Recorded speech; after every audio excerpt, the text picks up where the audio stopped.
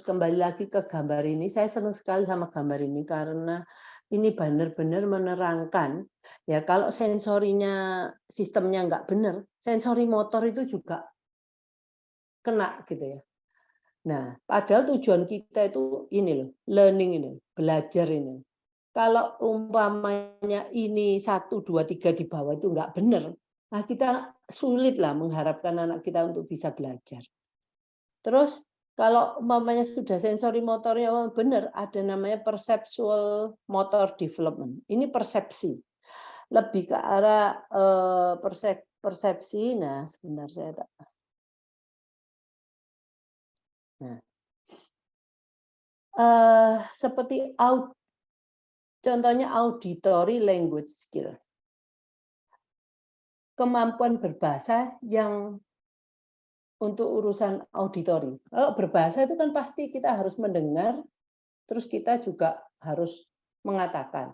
Nah, kita ngomong kalau mendengarnya aja problem, mungkin dia auditorinya terlalu sensitif atau terlalu kebalikannya tadi itu apa? Nggak sensitif, terlalu apa sih itu namanya? Aku lupa lagi sebentar.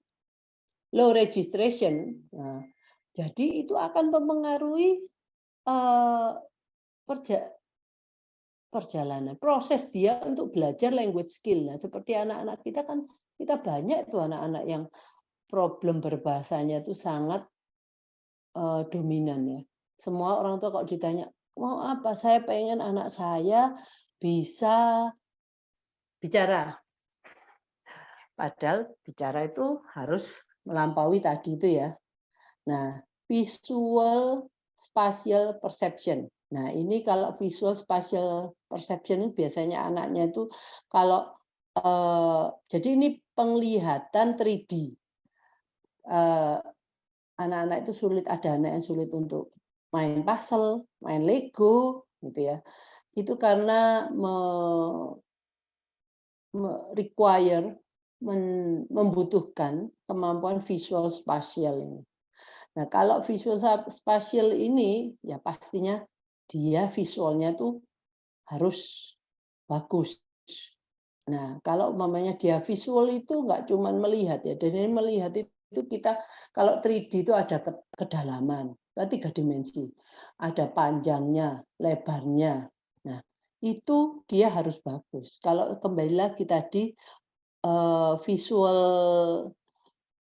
yang sensori sistemnya kalau nggak bagus, nah di sini juga akan jadi problem. Attention, eye, and hand coordination itu bagaimana mata kita dan tangan kita itu bisa berkoordinasi dengan bagus. Nah, kalau eye itu pasti visual, hand itu lebih ke arah tactile juga. Jadi bagaimana kita bisa menggerakkan mata dan tangan bersama-sama melakukan suatu tugas. Tapi kalau salah satu itu terus eye-nya itu sensitif, dia nggak mau ngelihat, atau dia mungkin sangat nggak suka cahaya. Nah, akhirnya informasi nggak akan masuk ke otak anak kita melalui matanya. Nah, padahal setelah melihat itu kita harapkan tangannya melakukan sesuatu. Pastinya hal itu nggak akan terjadi kan kalau salah satu eye-nya atau hand-nya yang problem. Problemnya mungkin kebanyakan kalau hand dia low registration, dia disuruh mungkin menulis, tapi dia karena menulis itu cuma memegang dengan kelima jari-jari kita yang di ujung itu, dan nggak seluruh jari-jari itu seluruh tangan itu akan bersentuhan dengan alat tulis, krayon atau kapur tersebut, tapi karena dia butuh rangsangan yang lebih, mungkin kapurnya itu malah digosok-gosokkan atau digambar-gambar ke tangannya, jadi nggak jadi nulis. Nah, itulah. Jadi problem-problem itu sebenarnya yang mensabotase itu anak-anak itu, ya itu, sensory processing-nya kalau over, terlalu sensitif atau terlalu tidak sensitif, itu akan jadi problem pada waktu kita mengajarkan hal-hal yang berkaitan dengan sensori tersebut. Yaitu salah satunya seperti contoh saya attention eye hand coordination itu. Oculomotor control itu itu adalah kemampuan mata untuk me me kita bisa menggerakkan mata kita, karena mata kita itu kita harus bisa melihat satu, umpamanya kadang-kadang kita melihat satu objek atau subjek yang kita itu melihat dengan tidak cukup lama. Sebenarnya kita mendengar guru ngomong di kelas. Kita kebanyakan kan mata kita tuh diem, memandang guru tersebut, nggak ke kiri, nggak ke kanan, nggak muter-muter gitu ya. Nah, kemampuan dia melihat dengan eee, fix objek dalam jangka waktu tertentu, itu bisa. Yang kedua ada juga mungkin dia itu kalau dia harus bisa melihatnya itu lompat-lompat gitu. Kalau kita seperti baca gitu ya, baca dari sini ini, terus kita nulis, terus, mungkin kita mau tadi sampai mana ya? Eee, terus dia lihat, oh yang ini, oh bukan ini. Jadi kita bisa melompat dari satu kata ke kata lainnya ya. Itu kira-kira contohnya seperti itu. Terus ada juga mata kita tuh harus bisa mengikuti benda bergerak. Umpamanya kita kadang-kadang ngelihat, eee, mungkin kalau kita punya hewan peliharaan itu ya, karena dia sedang lari ke sana kemari, kita ngeliatin. Nah, kita kan mengikuti objek itu yang bergerak itu dengan mata kita. Kita juga harus bisa. Nah, kalau di sekolah ya kadang-kadang pelajaran olahraga, si guru mengajarkan suatu bentuk olahraga yang baru atau permainan yang baru, yang di mana anaknya itu harus, ke sana kemari berlari. Nah, kita kan harus mengikuti, teman kita, yang mana ya, dia lari ke sini, kalau lari sudah sampai mendekati,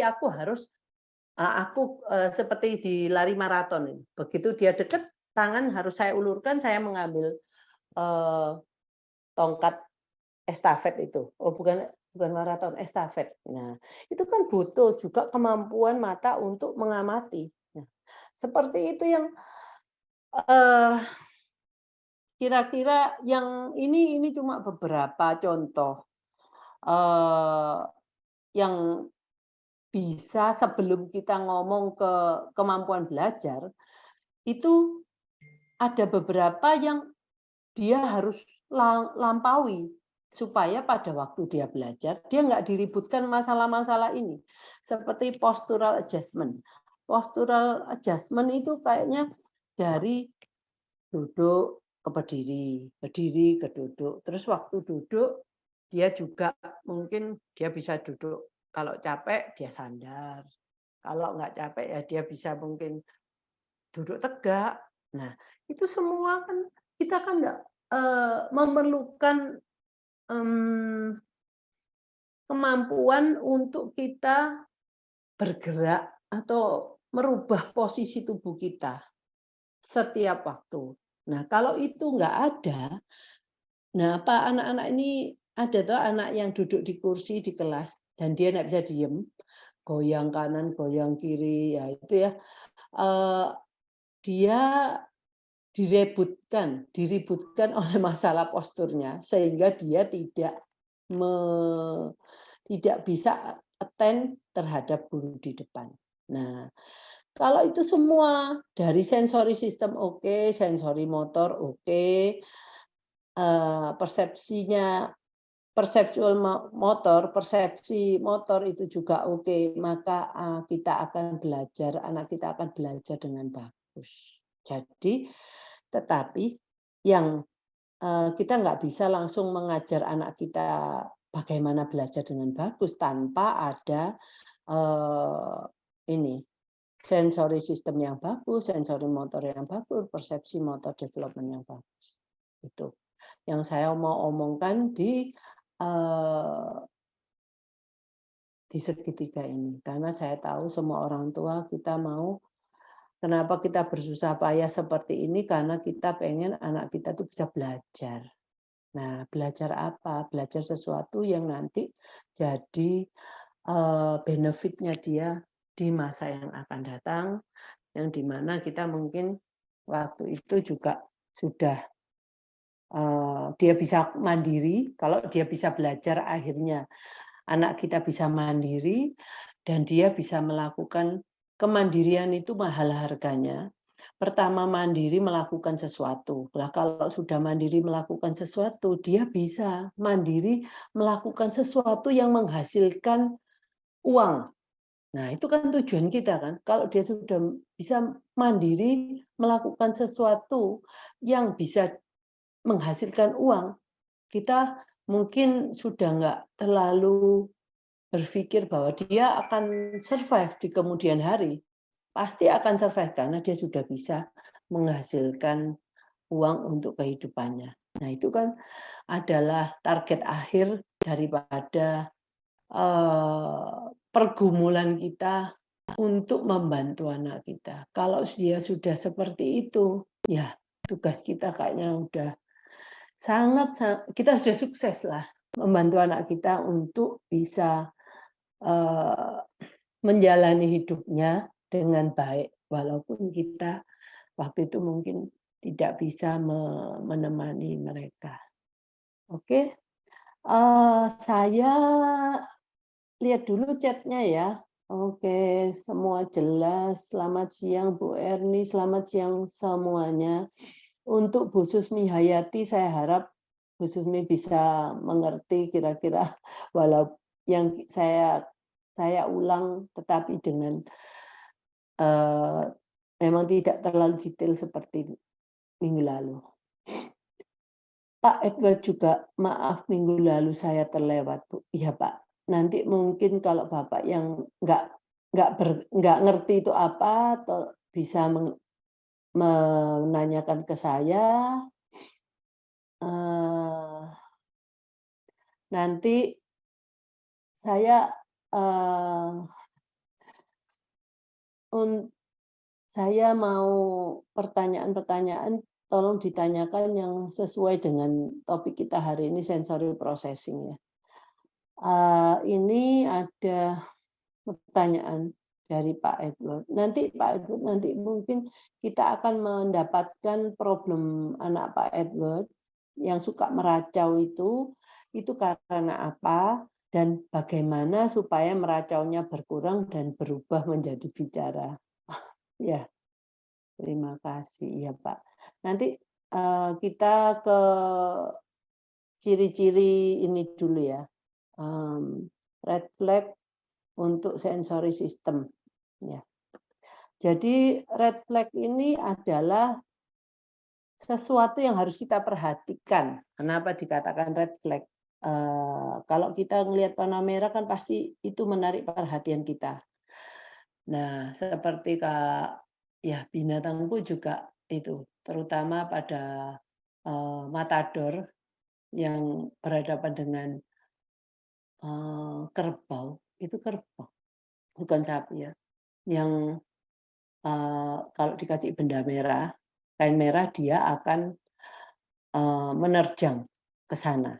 Nah, ini seperti ini. Jadi kita kalau melihat ciri-ciri seperti itu adalah yang harus kita concern, kita perhatikan bahwa ini ada masalah di anak kita. Pertama kali saya mengulas mengenai tactile. Tactile itu indera perasa di kulit ya. Semuanya yang di kulit kita itu adalah tactile. Nah, ini ada hiperresponsif. Hiperresponsif jadi responnya dia tuh sangat berlebihan. Nah, atau kita ngomong overreaction, overresponsive untuk tactile. Itu bisa terlihat seperti itu. Jadi anak ini tidak suka, dia sensitif terhadap temperatur, termasuk air, makanan, ini air ini udara, makanan, air atau objek-objek lain. Jadi dia sangat, kalau makan aku maunya nggak mau anget aja nggak mau, dia mau nunggu dingin. Atau dia suka yang panas-panas atau yang es-es gitu, yang ekstrim temperaturnya. Jadi kalau over ini sensitif itu dia nggak mau, maaf, dia nggak mau untuk yang temperaturnya ekstrim. Jadi dia maunya itu yang pakai suhu ruang, ya. Jadi dia dingin sedikit dia nggak mau, panas sedikit dia nggak mau. Nah, ini anak-anak yang hipersensitif di taktilnya. Kenapa?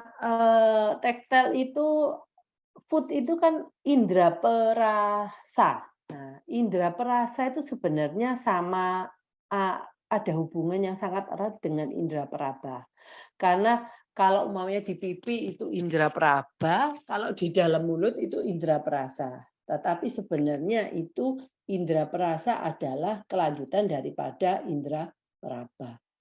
Terus anak yang nggak suka disentuh, kalau disentuh dia menarik diri atau lari. Nah itu. Anak yang nggak mau makanan yang mungkin dengan tekstur tertentu. Seperti mungkin aku nggak suka makan nasi. Karena nasi itu bagi kita sih yang normal biasa aja lah. Bagi dia itu benar-benar karena itu bergranul ya satu-satu. Dan itu karena dia hiperresponsif sensitif, dia akan merasakan sesuatu makanan yang menurut dia tuh susah untuk ditolerir dari sisi teksturnya. Nah, ada juga anak yang nggak suka kerupuk. Wah, dia nggak suka kerupuk, dia sukanya pokoknya yang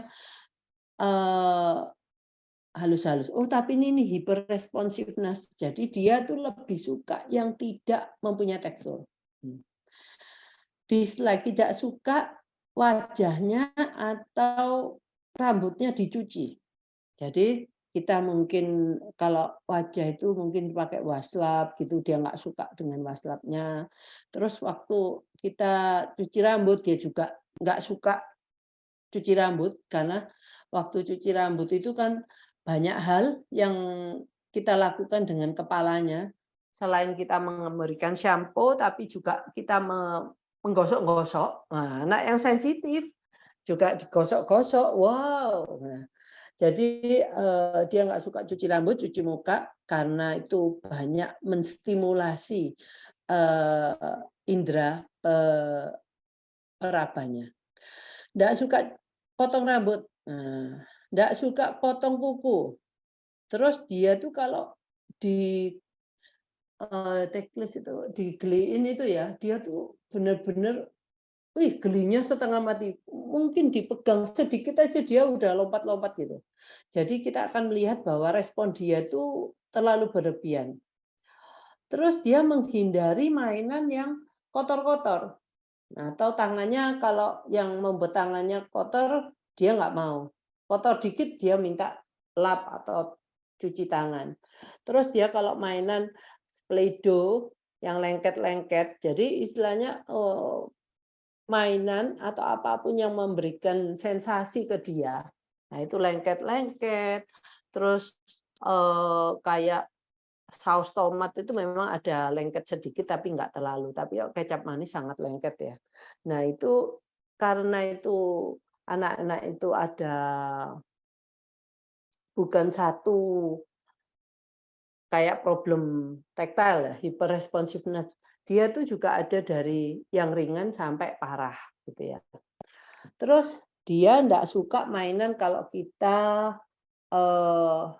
main pakai jari fingerprint itu, menggambar dengan jari-jari. Kan dia ambil catnya itu dengan tangan kita, terus kita gambar dengan tangan kita.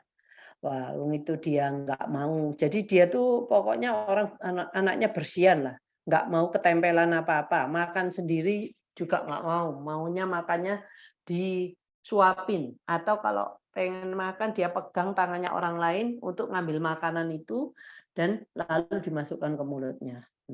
Terus dia nggak suka nggak pakai sandal. Nah, apalagi nggak pakai sandal, dia jalan di atas rumput atau di atas pasir. Nah, itu dia bisa menolak terus minta gendong. Terus dia nggak mau tangannya kotor. Nah, itu whatever ini sesuatu yang membuat jadi ini Mister atau Miss Clean.